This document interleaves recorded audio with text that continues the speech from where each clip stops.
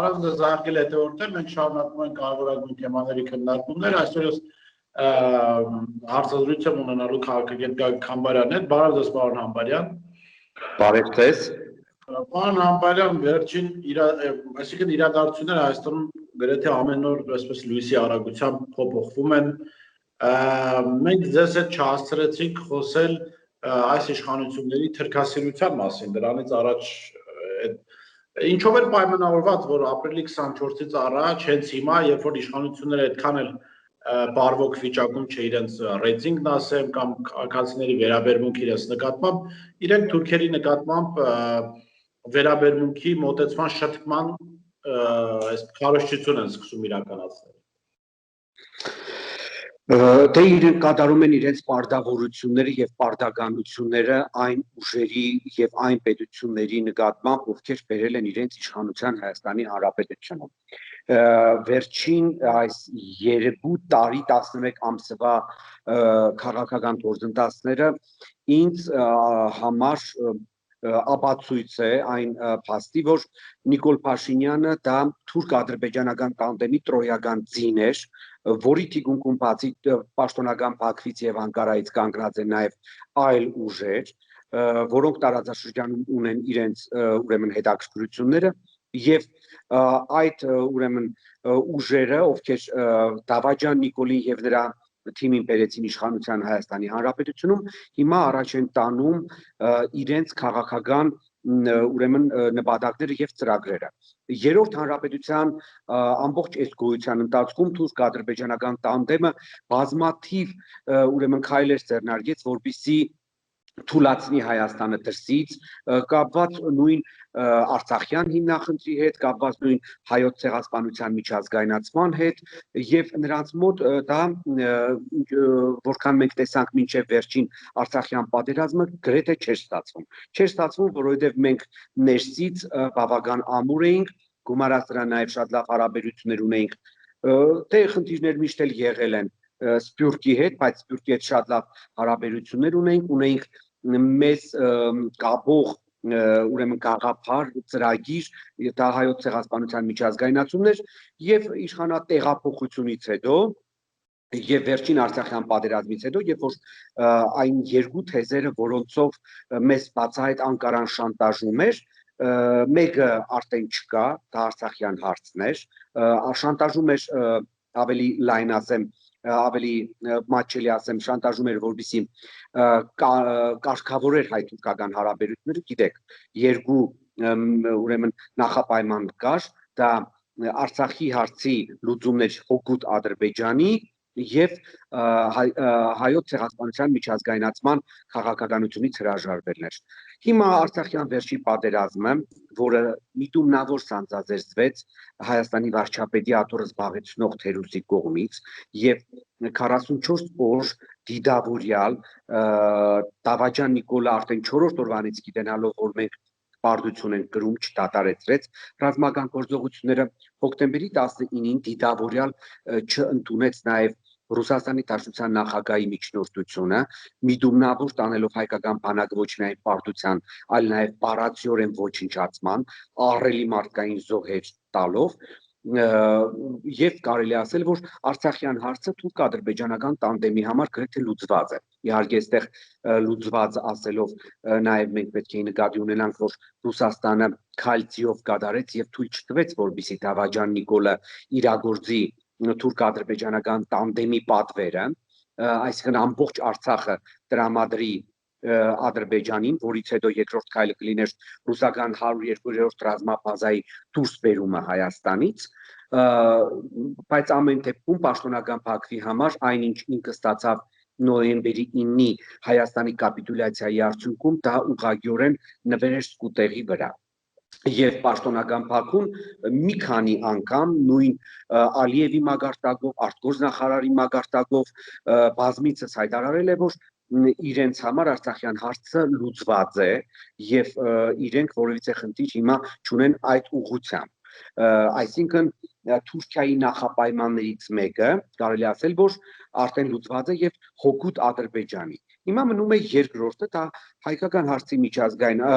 հայոց ցեղասպանության միջազգայնացման ուրեմն գործընթացի կասեցումն է եւ ինչպես մենք տեսնում ենք այս հարցում կա այսպես ասած տանդեմ ոչ թե 2 այլ 3 պետությունների միջև դա Բուն Թուրքիան է, դա Ադրբեջանն է, որը վերջին տարիներին շատ ակտիվ լծված էր հայոց ցեղասպանության միջազգայնացման դեմ Թուրքիայի գործընթացին աջակցությամբ եւ Հայաստանի Հանրապետության իշխանություններն են։ Եվ եթե որևիցե մեկը միամտորեն մտածում է, որ Հովիկ Աղազարյանի նման թերուսը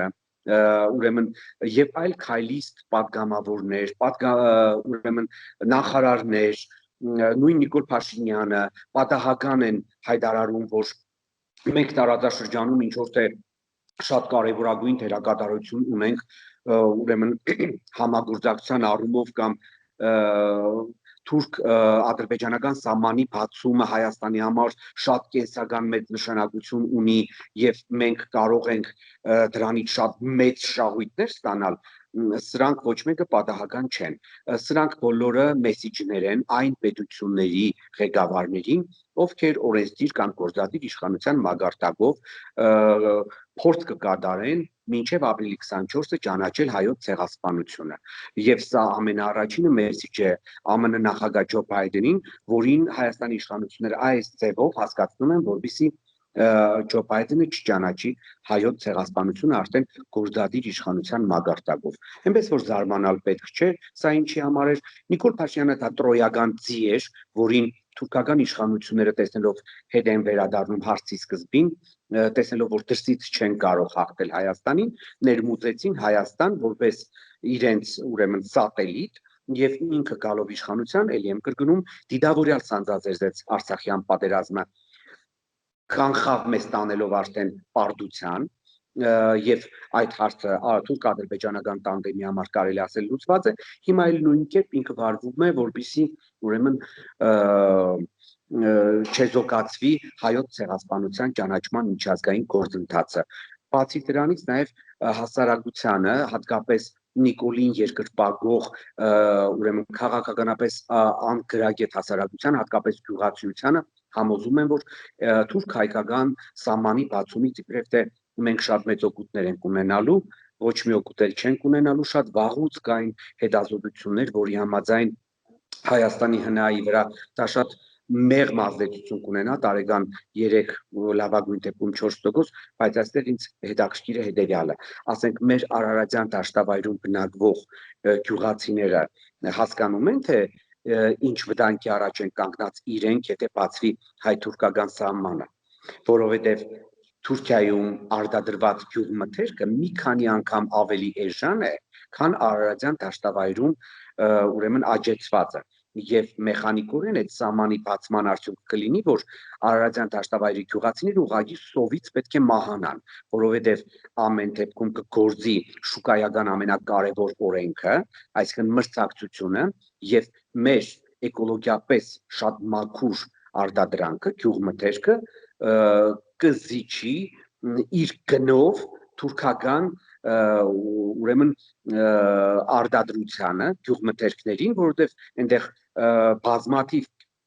ուրեմն մեթոդներ են կիրառում, քիմիական, ուրեմն այդ ուրեմն հորմոնալ ուրեմն մեթոդներ են կիրառում, որպեսզի աճեցնեն այդ մթերքը եւ իսկ մեր հասարակության համար ամենակարևորը էժան լինի, բայց ուտելու բան լինի, այդ սկզբունքն է գործելու, այնպես որ մեր հատկապես Արարատյան դաշտավայրի գյուղացիներին ուզում եմ, որ սա լինի իրենց համար սառը ցնցուղ, որովհետև քանի որ Հայաստանը պարտված երկիր է, կապիտուլյանտ երկիր է, ինքը չի կարող թելադրել իր պահանջները եւ պայմանները եւ դա պայմանավորված է նրանով, որ երկիրը շարունակում է ղեկավարել այդ կապիտուլյացիան ստորագրած անձը։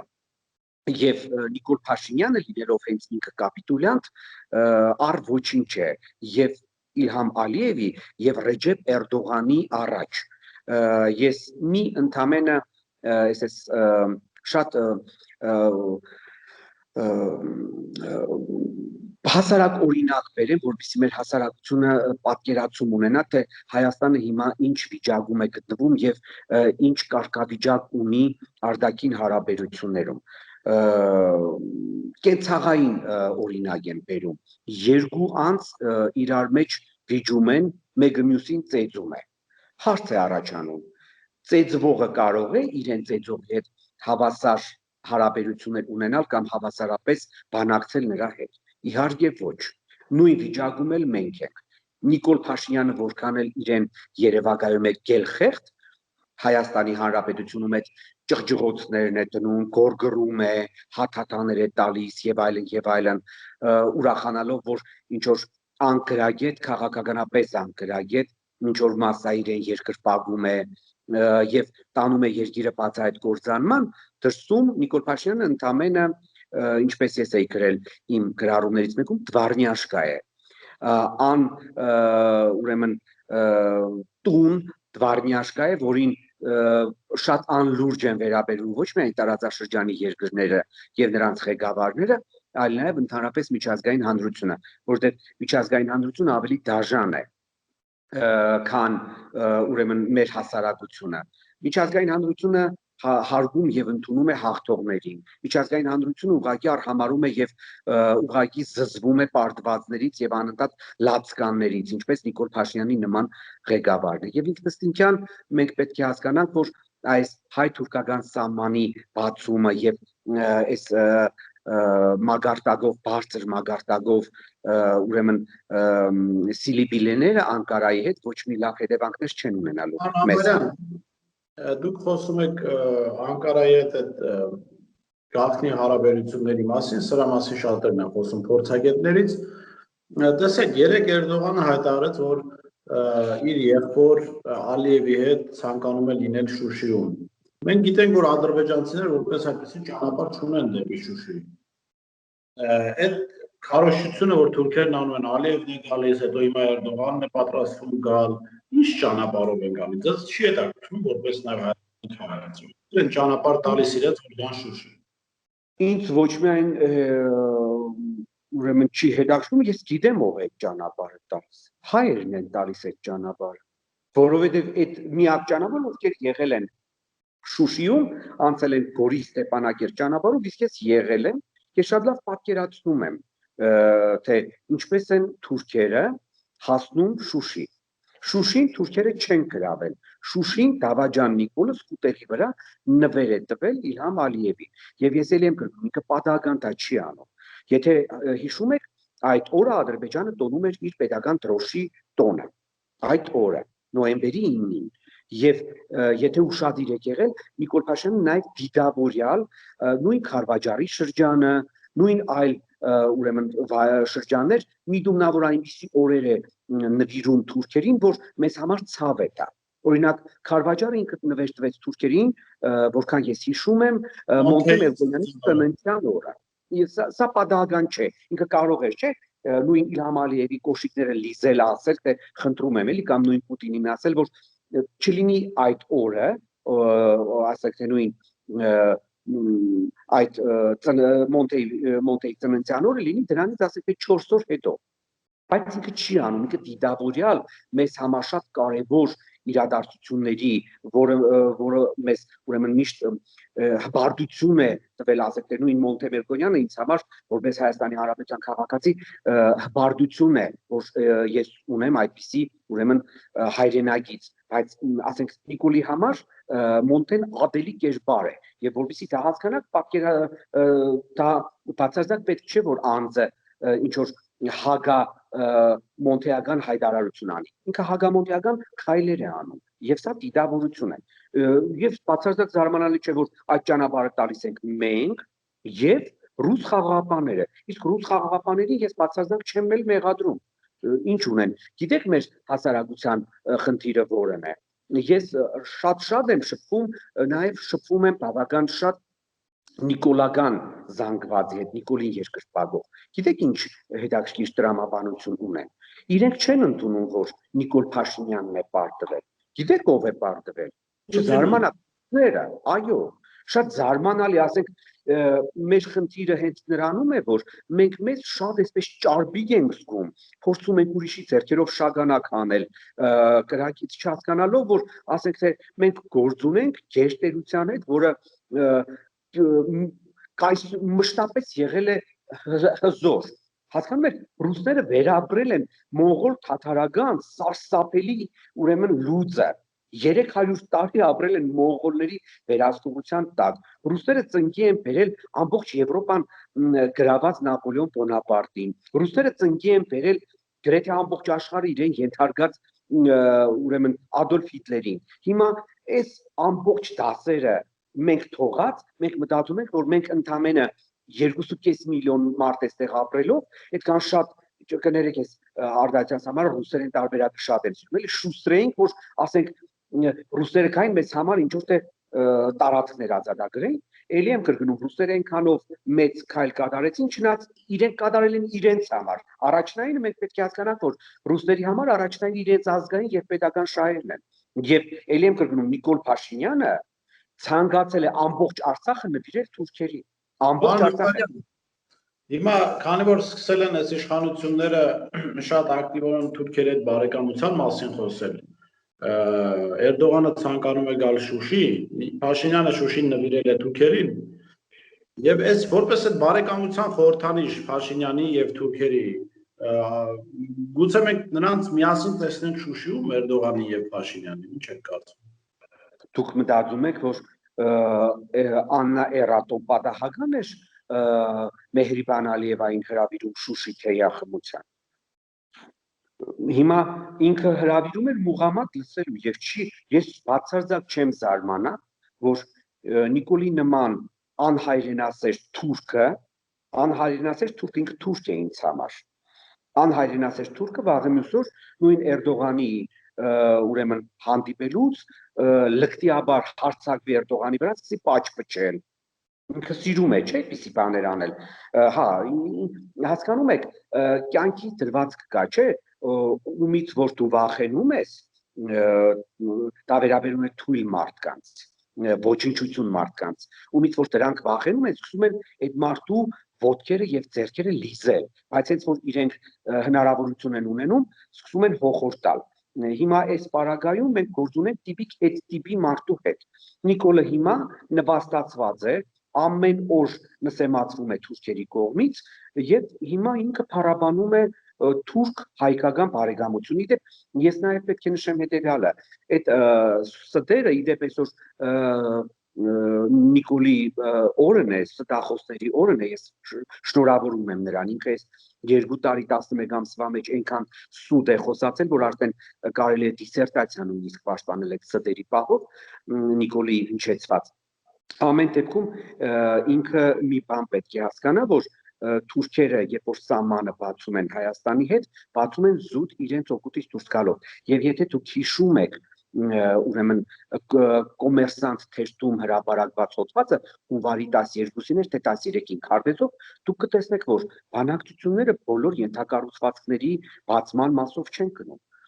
Նոյեմբերի 9-ին, երբ որ Ադրբեջանը պարտադրեց Նիկոլին ստորագրել կապիտուլյացիա, հաջորդ իսկ օրը Թուրքիայի տրանսպորտի նախարարը հետաքրքիր հայտարարություն արեց, որը գրեթե ոչ մեկ այդքան մեծ ուշադրության չարժանացրեց։ Ինքը հայտարարեց Թուրքիան կառուցի Իգդիշ Սադարակ երկաթ գիծը։ Այդ դեպքում, երբ որ կա Գյումրի ուրեմն Կարս երկաթ գիծը, հետաքրքիր է, ինչի համար են կառուցում ընդամենը 100 կիլոմետր հեռավորության վրա գտնվող գործող երկաթ գծից եւս մի նոր երկաթ գիծ։ Սա ցույց է տալիս մեկ փաստ եւ ուրեմն ապացուցում է, որ Թուրքիան ամեն ինչ անում է, որպեսզի նույնիսկ եթե ինքը կապել հաստատի Հայաստանի հետ, իր կապը Ադրբեջանի հետ բավական, այսպես ասած, հեռու լինի հայերի վերահսկողությունից։ Իրենք արդեն բացայտ համարում են, որ Մեղրի միջանցքը իրենցն է։ Երեք Ադրբեջանի նախագահան հայտարարություն էր արել, որը հրապարակվեց ադրբեջանական մամուլով եւ ասեց, որ ամբողջ թուրքական աշխարհը հնարավորություն ունի միավորվել մեր պատմական զանգեզուրով անցնող տրանսպորտային միջանցքով։ Եվ եթե դուք տեսնում եք Ադրբեջանի բռնապետի այսպիսի հայտարարություններին ծպտուն չեն հանում Հայաստանի որևէ ղեկավար։ Երեք 2 օր առաջ ես զզվանքով ունկնդրեցի Հայաստանի արտգործնախարար Այվազյանը, ինչքան գիտեմ այդ անձի ազգանունը, ելույթ ազգային ժողովում վախեցած ուշադիր եղաք որ ուզում էր ասել մեր հագարագործները կիսատ բառը ասեց ինքը ոչ թե Ադրբեջանին համարում է ուրեմն թշնամի կամ հագարագործ ինքը ասեց մեր ուրեմն հարևան ինչ որ այդպիսի մի ծռմռված ծամած ծռած ինչ որ մի բան արդաբերեց որին շատ արագ արձագանքեց Նաիրա Զորաբյանը շատ զգացվեց էլի որ ինքը վախեցավ այդ բառը հակառակորդ բառը կիսատ ասեց եւ ամենակարևորը հարգելի Բորիս եթե մենք ուզում ենք Թուրքիայի հետ լավ հարաբերություններ ունենալ որին ոչ ոք այս հարցին ոչ ոք ուշադիր չեն անդրադառնում իսկ թուրքերը ուզում են ամենակարևոր հարցն է այն որ մենք ուզում ենք դա գործի նույնիսկ կեսը չէ դա գործի 1%-ն է Բայց պարոն Ամբարյան, տեսեք, այստեղ պատմությունը ցույց է տվել, թե թուրքերը ուզելը ինչքան կարող է տվել։ Թուրքերը ուզում էին Սիրիայի հետ եղբայրություն էին անում եւ մեջքից դանակով հարվածեցին շատ։ Թուրքերը բոլորի հետ են այդպես վարվում։ Թուրքերը տարածաշրջանում ուրեմն իրագործում են նեո-օսմանիզմի եւ նեո-պանթուրքիզմի քաղաքականություն եւ չեն էլ թաքցնում եւ իրենց տարբեր հարևանների նկատմամբ, որոնք ժամանակին եղել են օսմանյան կայսրության տարած, իրենք տարբեր քաղաքական գիծ են կամ դիվանագիտական ուրեմն գիծ են օգտագործում։ Օրինակ, դուք գիտեք, որ Բուլղարիայում Թուրքիան վարում է փափուկ ուժի քաղաքականություն։ Քանի որ Բուլղարիայի բնակչության 15%-ը թուրքեր են, Անկարան այնտեղ ստեղծել է իր կողմից բացահայտ վերահսկվող քաղաքական ուժեր, որոնք պարլամենտական ընտրություններին մասնակցում են եւ տանում են բավական մեծ ձայներ։ Հունաստանի եւ Կիպրոսի նկատմամբ ինքը օգտագործում է բացահայտ ուժային քաղաքականություն։ Դե գիտեք Կիպրոսի կեսը 74 թվականից ի վեր գտնվում է Թուրքիայի տիրապետության տակ։ Իդեպ քանի որ անդրադարձանք Կիպրոսին մի երկու հարց տգետ նիկոլագաններին իրենք օրինակ գիտեն որ ասեք թե թուրքերը համարում են որ Կիպրոսը իրենցն է ընդգրկում եւ որ գոնե պատմությունից բոլորին հայտնի է որ Կիպրոսը դա հունական քաղաքակրթության անտիկ քաղաքակրթության կենտրոններից մեկն է եւ նույն տգետ Հովիկ Աղազարյանը որը չգիտի որ ասենք թե Խարվաճարի շրջանը ուրեմն եղել է մեծ հայքի Արցախ նահանգի մաս եւ Խարվաճարի շրջանում ինչ հիմա 300-ից ավել վանական եւ եկեղեցական համալիրներ կան մնացած խաչքարեր եւ այլն այսպես զառանցանքներ է անում եւ ինչ որ թե միջազգային հանրության անունից է բարբաջում չհասկանալով որ ասենք թե նույն այդ միջազգային հանրությունը շատ հանգիստ նայում է թե նույն Թուրքիան ասենք թե ինչ է արում Կիպրոսում նույն Թուրքիան ինչ է անում Սիրիայի հյուսիսում որի օրինակ իդեպ օրինակել եմ ուզում բերեմ դուք նշեցիք Սիրիայի հետ շատ սերտ կապերը Սիրիայի հետ սովորական սերտ կապեր չէին Ռեջեփ Թայիփ Էրդողանի ընտանիքը ընկերություն էր անում Ասադների ընտանիքի հետ իրենք հաջախակի էին իրար հանդիպում ոչ պաշտոնական մակարդակով ասում էր որ Ասադների եղբայրն է այո իրենք հաջախակի ուրեմն շաբաթ կիրակիները հաջախակի ընտանիքներով էին անցկացնում եւ դուք տեսաք ինչ եղավ նույն Իրաքի հյուսիսը լրիվ թուրքերը նկրտումներ ունեն այդտեղ եւ բացայտ ասում են նույն Վրաստանի պարագան Բաթումը հիմա ում վերահսկողության տակ է Բաթումի նկատմամբ էլ Աջարիայի նկատմամբ թուրքերը վարում են ֆինանսական էքսպանսիայի քաղաքականություն եւ մենք պետք է հասկանանք մեկ բան ինչքան ուզում է թերուս տգետ Նիկոլը փորձի թուրքերի հետ լավ հարաբերություններ հաստատել թուրքական իշխանությունները ինչպես նաև նրանց հարավկովկասյան սատելիտ Ադրբեջանը բացահայտ նշում է որ իրենց համար Հայաստանը թշնամի է եւ վերջ դու ինչքան ուզում ես ասա որ դու ուզում ես իր հետ լավ լինես այդ անձինք այդ պետությունը ասում է որ ոչ դու ասա ես իմ առաջ կտանեմ եւ հետևանքը լինելու է այն որ Թուրքիան վաղը միսօր կլանելու է Հայաստանը մեզ որևիցե մեկը երաշխավորել է որ մենք ապրելու ենք այս 30,000 քառակուսի կիլոմետրի վրա մենք ունենք չէ 44,000 քառակուսի կիլոմետր տարածք Հայաստան եւ Արցախը իրար հետ վերցրած Նիկոլ Փաշինյան կոչված Դավաճանը 12,000 քառակուսի կիլոմետրը ուղղակիորեն նվիրեց թուրքերին հիմա որևիցե մեկը մեզ երաշխավորել որ մենք պետք է ունենանք այս իրադարձությունները մեզ համար պետք է դաս լինեն որ մեզ համար ոչ ոք չի կանգնելու մինչև վերջ որովհետև մենք ինքներս Նիկոլին բերելով իշխանության հակադրվեցինք Ռուսաստանին։ Այդ նույն Ռուսաստանից վիրավորվող Նիկոլապաշտ զանգվածը Ժեխը եւ Փդիրը չի հասկանում, որ այդ նույն Նիկոլը 2.5 տարի ուղղակիորեն հակառուսական քաղաքականություն էր վարում եւ ռուսները բացարձակ պարտավոր չէին Հայաստանի հետևում կանգնել մի երկրի, որի հասարակությունը մեգին է ընդրեղ եկավար, որը հակառուսական իդեպ սա պետք է հիմա էլ գիտենալ։ Այդ Նիկոլապաշտները, եթե մեզ դիտելու են կամ դիտում են, պետք է շատ լավ հասկանան, որ եթե իրենք մտածում են, որ իրենց բարեկամը Ռուսաստան կամ իրենք գնալու են Ռուսաստան խոպան եւ ընտրելու են Նիկոլին եւ Հայաստանը լավ է լինելու, կործանվելու է Հայաստանը։ Դա նրանք պետք է մեկնիվերջ չգիտենան, որովհետեւ եթե իրենք գտնում են, որ մեր ապագան այս տարածաշրջանում տեղի ունեցող իրադարձությունները Ռուսաստանի հետ է, ապա Նիկոլը այդ քաղաքականության մեջ տեղ չունի։ Նիկոլը ուղղնուցուծով հակառուսական է եւ ինքը բազմից է դա ապացուցել եւ հիմա էլ ապացուցում է։ Իր բոլոր քայլերը հակառուսական են մինչեւ հիմա։ Գոնե վերջի Իսկանդերի հետ կապված դեպքը հիշեք։ Հասկանալի է։ Մենք հուսանք, որ բոլոր ընտրություններով, եթե դրանք լինեն, հասարակությունը կշտկի։ Մեր հասարակությունը պետք է մեկ բան հասկանա։ Եթե իրենք առաջնորդվելու են ընդամենը իրենց կապրիզներով, այսինքն ոչ պետք է Նիկոլը մնա, բայց Ռուսաստանն էլ մեզ հետ լավ պետք է լինի, ուրեմն իրենք պետք է հասկանան, որ Ռուսաստանը երբեք մեզ հետ լավ չի լինելու, որովհետև Ռուսաստանին Նիկոլը պետք չէ, եւ դրա վառ օրինակը նույն պատերազմն էր, որովհետև եթե մենք նորմալ հարաբերություններ ունենայինք Ռուսաստանի հետ, թուրք-ադրբեջանական տանդեմը այս աշյանի չէր լկտիանա։ Էլի եմ կրկնում, մենք 94 թվականի մայիսի 12-ից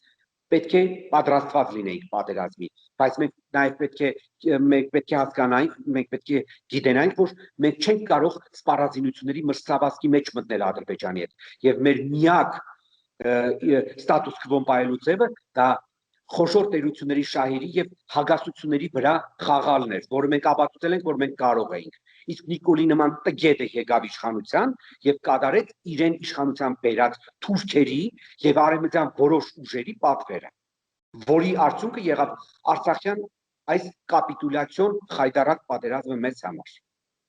Շնորհակալ եմ պարոն Ամբարյան հետաքրքիր մեկնաբանությունների համար։ Մենք հուսանք, որ այդպես Շնորհակալ։ հատկացումները չեն իրականում։ Ստեսություն։